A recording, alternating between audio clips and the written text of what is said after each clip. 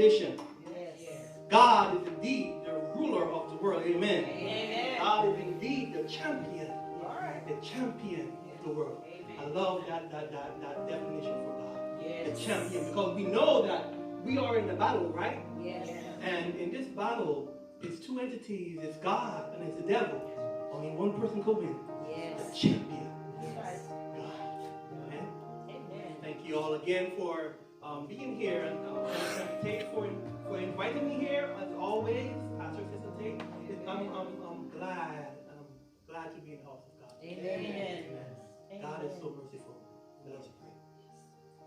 Lord God, we come before you, recognizing you as champion of all, as being the champion of our lives, being a champion over the world, Lord God. Today, as we speak about you, we pray that your Holy Spirit will reign in us.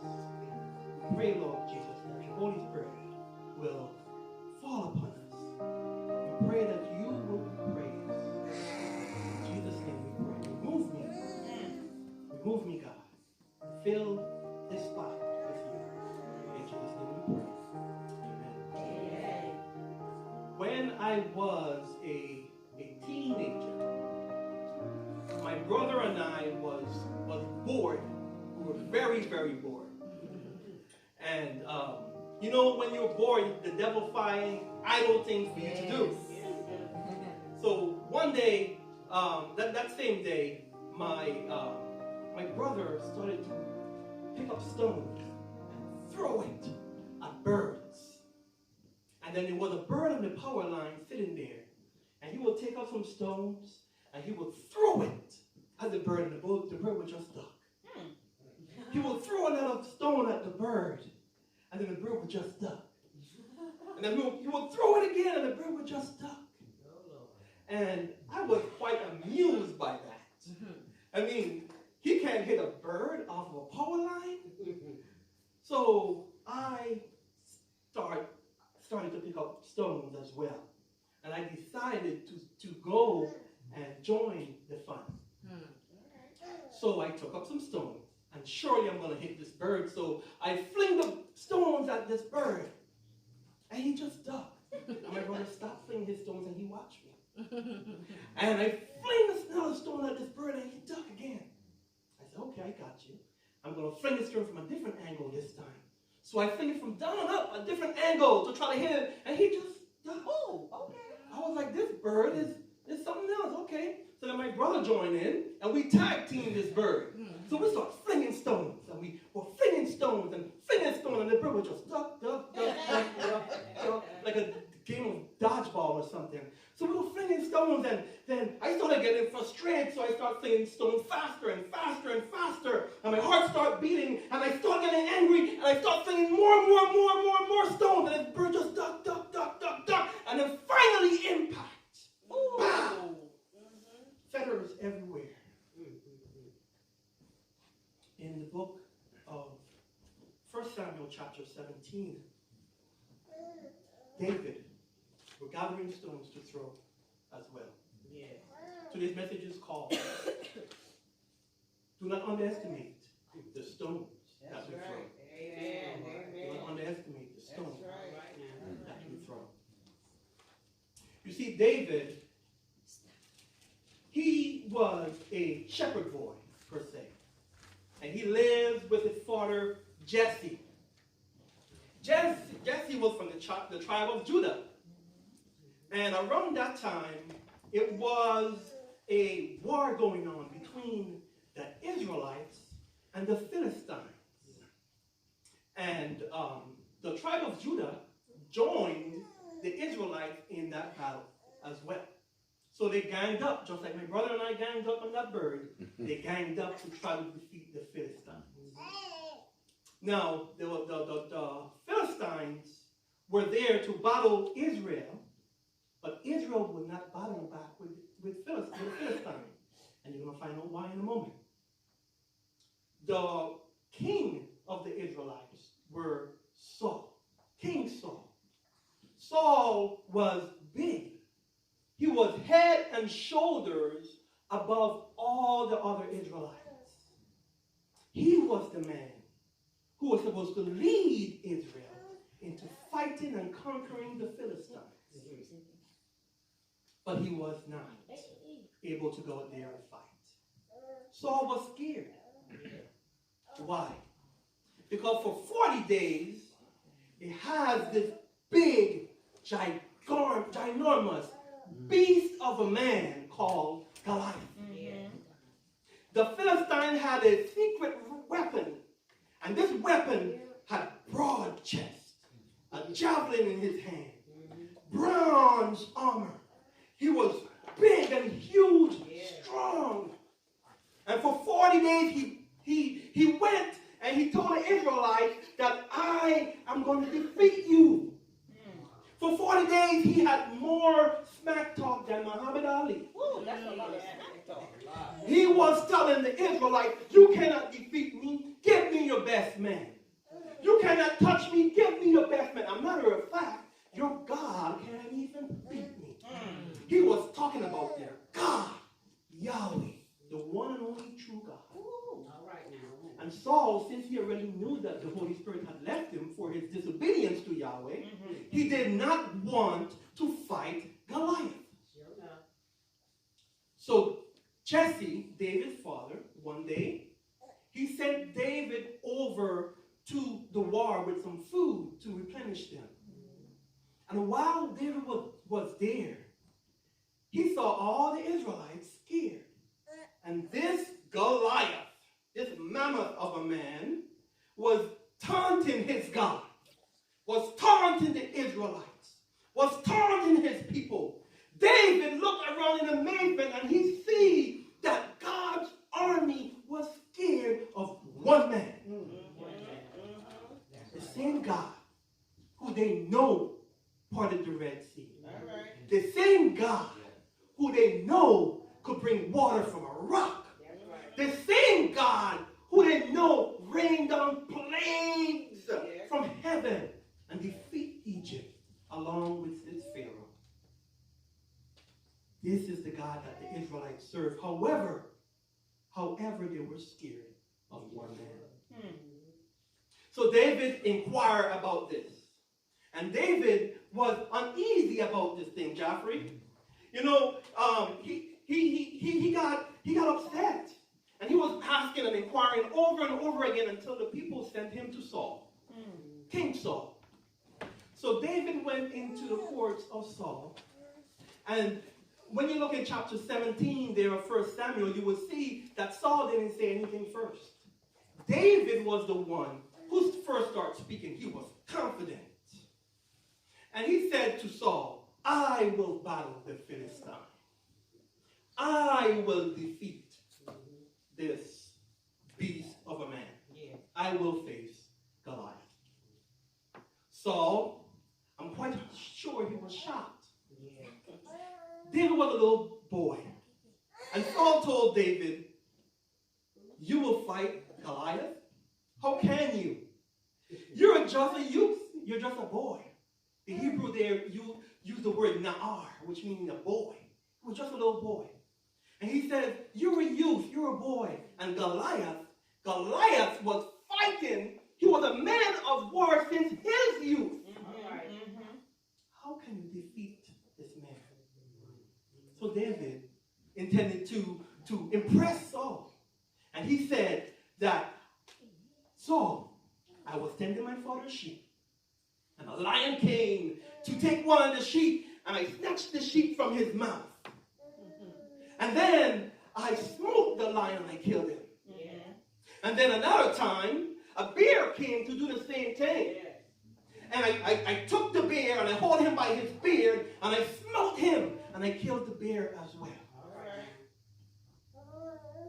Saul, somehow, he said, David, go ahead. Put on my armor and take my sword. David put it on and it just didn't seem right. The Bible said he didn't test it first. This don't seem like I could do some damage with this thing. He took it off. David, he didn't want that.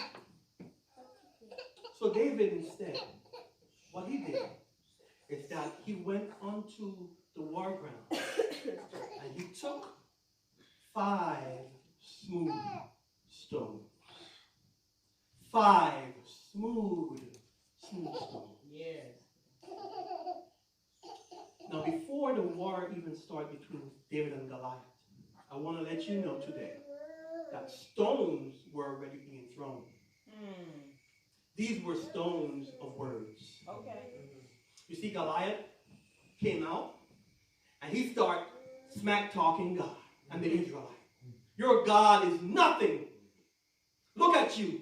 You all have your tails between your legs, scared to fight me. Give me your best man. And then one day, he even threw more stones of words at them. He says that if you give me your best man, I will beat him, and then you will be my slave. He threw another one on top of that. And if you beat me, we will be your slave. So it's ownership. And David did not like that smack talk. He did not like those stones that was being thrown. So David himself picked up literal stones. Come on, David. To fight. So David walked up to Goliath. And he was on the field. And Goliath saw David. And David saw Goliath. And they faced each other. And David walked up confident towards Goliath. And Goliath started throwing some stones at David now. Yeah. He said, what is this? Am I a dog? Like you Israelites? That you will come at me with sticks? Why would you send this little boy at me? Is this the best you all got? A boy? A ruddy little boy. A shepherd boy. He's not even a warrior. He's not even part of the Israelite army. Is this the best that you all got? And David started to throw words, stones of words at him as well. And David said, I'm going to cut your head off. Deal with it. I'm going to cut your head off. I'm going to defeat you. For this day, God, Yahweh, will put you into my hand. Amen. Oh, that got Goliath angry. He was upset. This little boy going to mouth talk me? Does he know the tenure that Goliath has? Does he know the skill that Goliath has? Does he know the years and the wars that Goliath has fought and won? This is your first war, David. And you're going to cut my head off? You can hardly lift my sword. So, David picked up the stones to face Goliath and to fight him. Now, stones of words, they hurt. Yes. Church, I'm telling you today, you must do not underestimate the stones of words that we throw. Yes, right. You see, David was throwing stones of words at Goliath, and Goliath was throwing stones of words back at him. And we do the same thing too. We throw stones of words towards each other. When someone talks about us and throw stones at us in those hard, harsh words, we throw those words right back at them, intended to do some damage.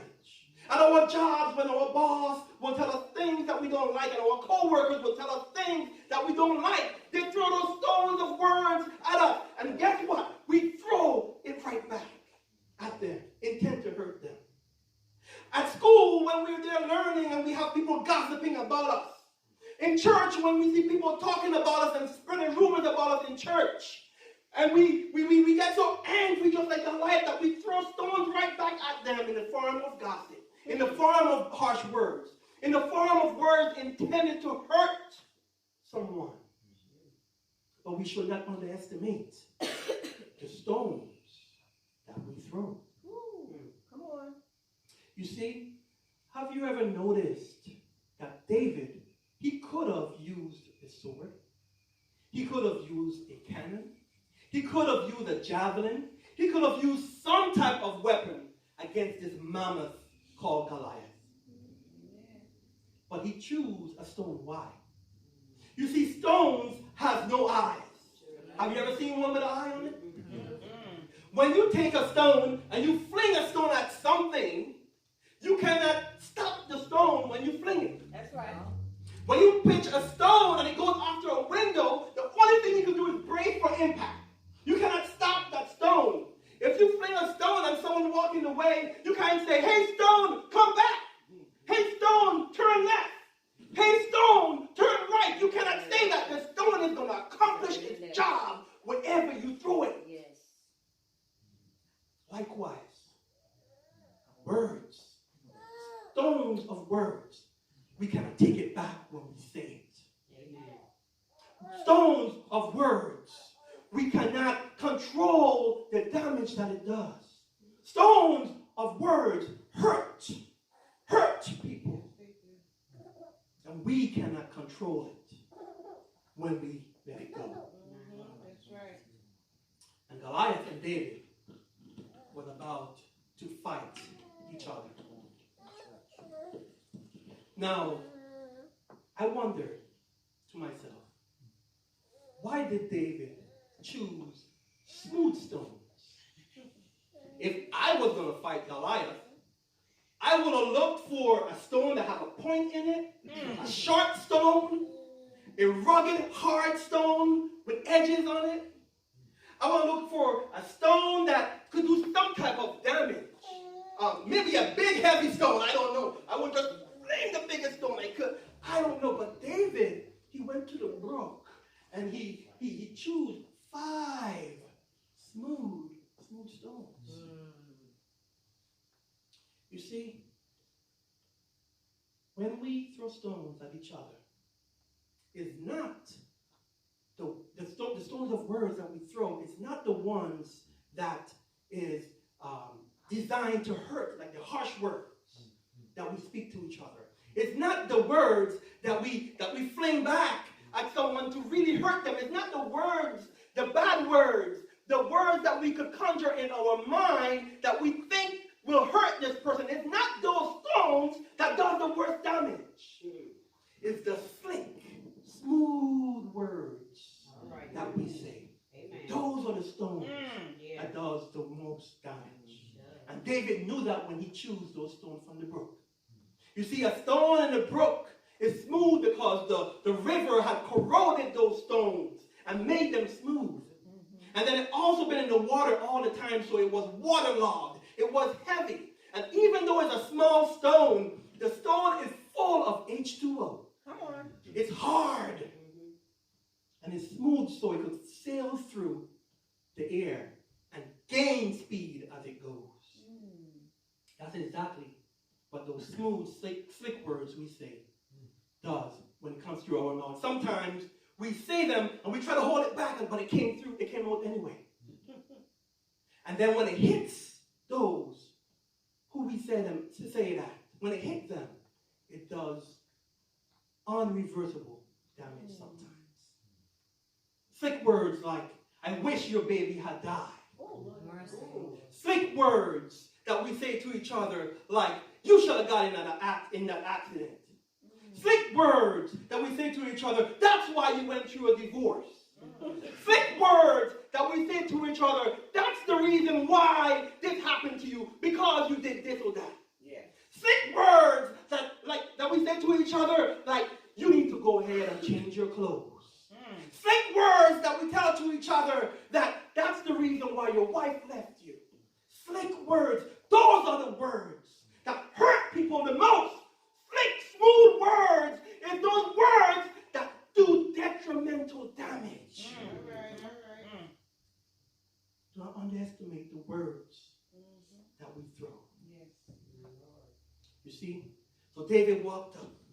He picked up those 5 smooth stones from the brook. And he walked towards Goliath. And he was walking in the heat of the day. And Goliath is walking towards this puny boy to snap him in half. And David walked up to him. And then David took his sling and he threw the stone at Goliath. But notice this. In chapter 17 and verse 41, it's something that I've never seen before. You all may have seen it, but I've never seen it before. It says there in verse 41 in chapter 17 that David was not in the battlefield with Goliath only. It said there that Goliath had a shield bearer with him. A shield bearer is the person who had a shield to protect Goliath from anything thrown at him. And Goliath's job was to execute. Now notice this, Goliath was big. If you're going to shield somebody big, you yourself have to be big. So not only David had Goliath to worry about, David had his shield bearer to worry about. But the problem I have is figuring out why didn't the shield bearer block the stone that David threw? And then, why did Goliath stay there? Why? I mean, Goliath now, hear me, church. Goliath is a man of war since his youth. Is that the first weapon being thrown at him? No. Goliath has seen weapon after weapon, javelin after javelin. But he's never seen stones. You see, Goliath underestimated the stones that was thrown at him. This little puny boy. First of all, his shield bearer was there with the shield. And when he found out, when he saw David had this puny little stone in his hand, and David pelted that stone at Goliath, he said, I'm not even going to block this stone. I am not even going to block this stone. This stone, if it hit Goliath in his legs, his leg muscle will just pop it right off of him. If this stone hit Goliath in his stomach, his huge abs that he has will just pop the stone right back off of him just like a tight shirt. And then if the stone managed to hit him in his head, that hard noggin that he has, it wouldn't do any damage at all. So I don't need to block this stone. And Goliath, he didn't even want to dodge that stone. What can this do to me? In Goliath's mind, he was saying to himself, I'm going to crush this little Israelite. But Scripture says that when the stone hit Goliath, it went and it pushed through his skull. That's the damage of stones. And that's what happens when we underestimate stones. When we underestimate stones, we don't know the damage that it will cause. And we do not know which stone will cause someone their life. You see, lies are stones thrown at people. You see, bad words are stones thrown at people. Gossip are words thrown at people. And when we throw stones at someone, it hits them. And we don't know the damage that is done. I don't know about you, but I don't want to be the cause of throwing stone at someone and they leave the church. I don't know about you, but I don't want to be the cause of throwing stone at someone and they miss knowing Jesus as their personal Lord and Savior. I don't know about you, but I don't want to throw stones in the wrong place and the wrong time and lose my job. I don't want to throw stones at school and get suspended. I don't know about you, but stones, I want to be able to put them right in my pocket and not throw them at people, even when they throw it back at me. A matter of fact, what I want God to do for me is that when people throw stone at me, God will give me the skill to dodge them. Amen. Just like that bird on the power. Amen. Goliath did not dodge that stone because he underestimated the power within the stone. What about you today? Do you want that power to dodge stones? Amen. You see, my brother was throwing stones at this bird first, and I joined in. And this bird was just dodging every stone that I throw. And I got so frustrated and angry, and I started to throw more stones at this bird. And my brother and I teamed up, and we started to throw stones at this bird, and this bird was just dodging and mocking us like Muhammad Ali. Every stone that we throw, he will dodge. And then all of a sudden, I throw a stone, and then pow, with an impact. Feathers everywhere. My brother and I were excited. We wanted to hold this bird. We have never touched a bird before, much less a wild bird. We wanted this thing as a pet. So we ran over to this bird, and the bird, it fell like a star from heaven and hit the floor. And we ran up to the bird and we lifted it up. But our joy turned into mourning. happiness turned into sadness. Our excitement was marred because the bird looked at us, bowed his head, and blood flew from its nose like a river, and it died. We did not mean to kill this bird. We did not mean to harm this bird. As a matter of fact, we just wanted to hold it. We wanted to bond with this bird. We wanted this bird to be a pet of ours. We wanted to form a relationship with this bird. We wanted a bird for ourselves. Likewise, when we throw stones at people, we will hit them in a way where we would not be able to bond with them. We will hit them in a way that we will not be able to be friends with them. We will hit those people with those stones of words that not only will it damage them, not only that it will damage your friendship, not only when you throw stones at your wife and your husband, it may damage your marriage, but those stones could be so crucial that it could kill. One of the first things that caused war in heaven was when Satan decided to throw stones at God. God is not just. God is not fair. And he rebelled against him. And we are in this great controversy today because of it. They say sticks and stones can break my bones, but words can harm me. Yea, I say today, sticks and stones can indeed break your bones. And words too. But guess what? Today we serve a God who could give us the power to overcome. Amen. We serve a God who will be able to help us to maneuver ourselves and give us the skills, give us the wisdom, give us the knowledge and understanding that when someone throws stones at us, they just wanted to hurt us. But we serve a God who turned a bad situation into good. We serve a God who could turn any situation into good. And God could give us the knowledge, he could give us the skill to dodge each one of those stones. As a matter of fact, stones were thrown at me.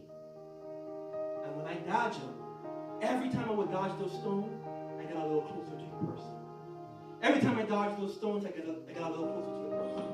I would dodge those stones and get closer and closer to the person. And guess what? Today, me and that person is good friends. We found a bond. So stones separate. Stones of words separate. But God brings everything together. Do you want to have the ability to dodge stones and to be an instrument for God today?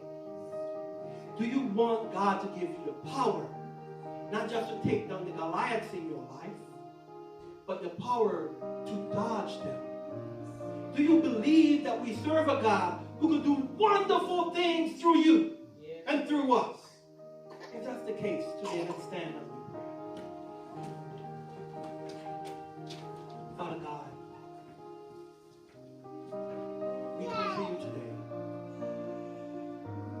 knowing that we have thrown stones at people and people have thrown stones at us. Stones of hard, harsh, harmful words. And today we do not want the words that we say to hinder someone being in your kingdom and seeing your face. So today we ask that you may come into our life.